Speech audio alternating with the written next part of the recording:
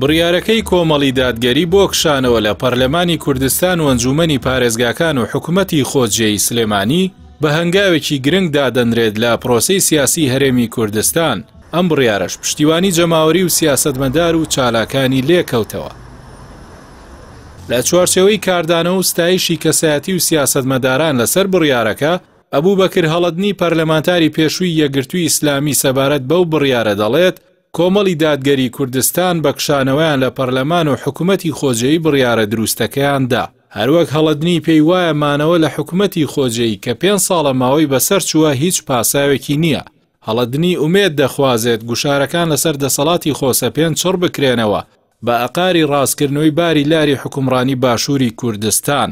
هەروەها عەلی حەمەساڵح ئەندامی پێشووی پەرلەمانی کوردستان نووسیوێتی بڕیارەکەی کۆمەڵی دادگەری شایەنی دەستخۆشیە.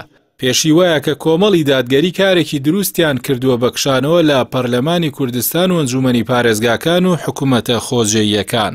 بە هەمان شێوە دکتۆر شایان عەسکەری پەرلەمانتاری پێشووی بزوتنەوەی گۆڕان کە پێشتر دەستی لە کار کێشابوو لە نووسینێکدا کە لە تۆڕی کۆمەڵاتی فەیسبوک بڵاوی کردوێتەوە نووسیوێتی دەستان خۆش کۆمەڵی دادگەری بۆ بڕیاری دەست لە کارکێشانەوەتان لە پەرلەمانی کوردستان و حکوومەتە خۆجێیەکان.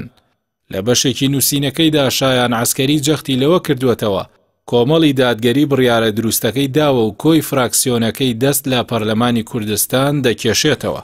هەروەک پێی وایە پەرلەمانی ماوە بەسەرچوو شکستی هێناوە کە لە تەواوی خولەکانی ڕابردوو ئەو ژمارە زۆرەی پەرلەمانتاران کە 15 پەرلەمانتارن دەستیان نەکێشاوەتەوە.